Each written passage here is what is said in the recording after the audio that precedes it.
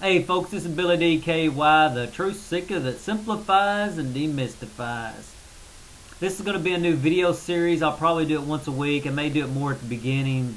It'll probably settle down to once a week. And the series is going to be Lies and Half-Truths of the Bible. Is this book holy? Is it sacred? Absolutely not. Nothing in this world is holy or sacred. Nothing is off limits to being questioned. And, you know, all my life has been put in my face as holier than thou. You can't question anything. Well, it's from the Bible. It has to be true. Well, I'm going to point out that this book is not sacred. I'm going to point out that this book does not have all the answers. And I'm going to point out that there's a ton of lies and a lot of half-truths in it. That's going to happen. Okay.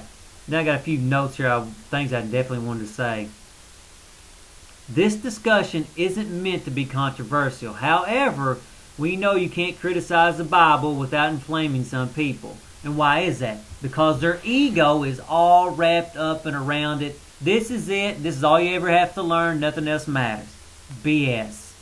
Imagine if science did that. From this day forward, no new scientific revelations can be added to science. We can only learn what's already there. So, back in Revelations, when it says nothing can be added to this book or something, or it's cursed as a man or something, I don't know what it says, something like that. BS. Christianity sealed its fate the moment it closed its mind. Just the way it is. The moment science closes its mind, it will be cut off. In the moment your spiritual path, you quit questioning things, you've quit growing spiritually. Nothing is off limits to being questioned. Okay.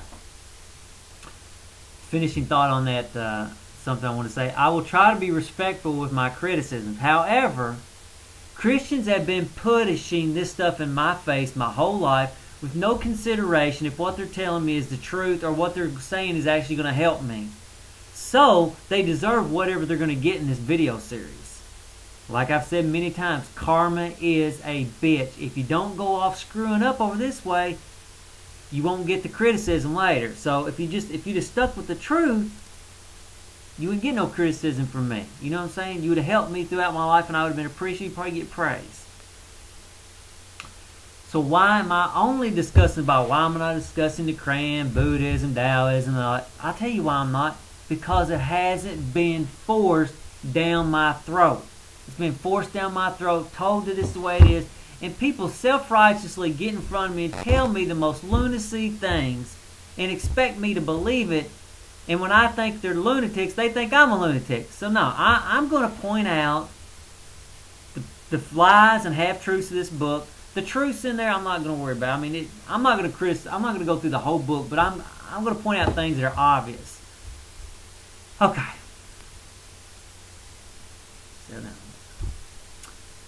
I am not disrespecting God by exposing the lies and half-truths of the Bible. In fact, I am respecting God and honoring God by exposing the lies that have been put out in the past. Because what do those lies do? They hurt people. And by me removing them, I help people.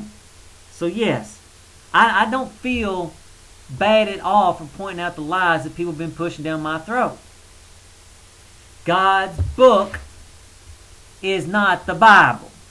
God's book is reality. Go outside, look at a tree, question reality. That is God's book. Reality is God's book.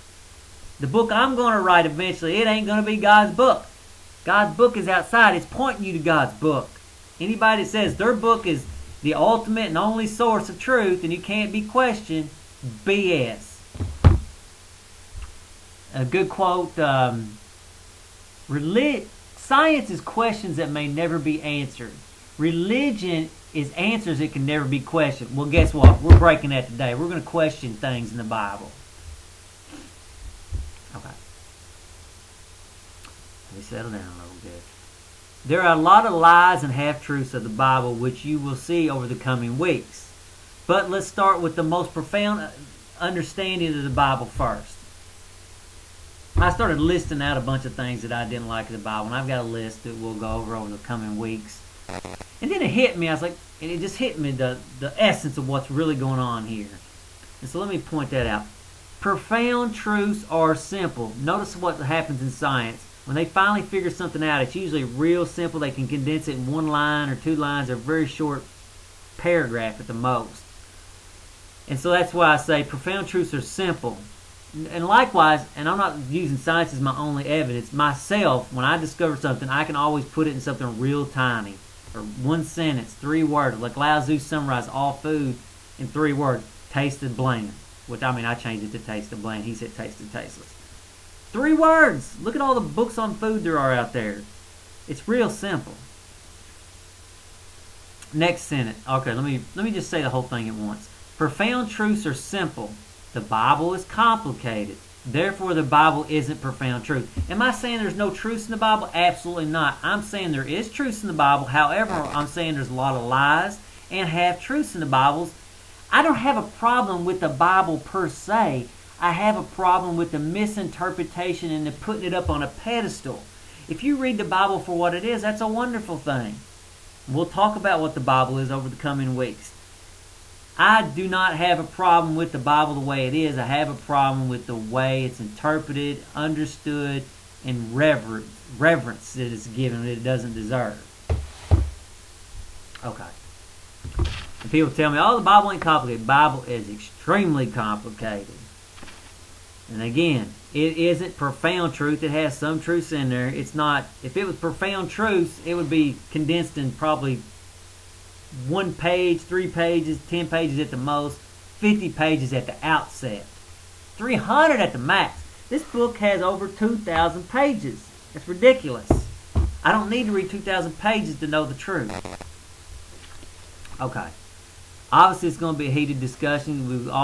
People who do know the truth get irritated with Christians being ignorant and not being open to discussing things, and basically putting themselves in an arrogant position as their God, and you're not, and you're basically a heathen and stupid. And if you don't believe them, then you're dumb. So basically, they're a cult. So, with that said, I'm going to try to keep my emotions at a low key, but it's going to be hard. And here's what I'm going to say. I'm more than willing to discuss this topic respectfully. If your comments are disrespectful, I will delete them and block you from commenting on my videos. So you've been forewarned. Disagreeing with me is completely fine. I am completely open to people disagreeing and different views and different ways of looking at things. But being disrespectful isn't acceptable.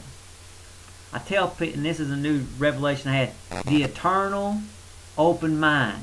Keep your mind open to what we're talking about here. Don't be closed off. Well, I'm a Christian. I've been saved. I know this is the way it's got to be. No, it don't have to be that way. Keep your mind open. Maybe you'll learn something. Okay. If you want to know more about profound truth or about me, I have several links in the information section of this video. Please rate. And later, folks, and you can expect more, I'd say sometime this week. Later.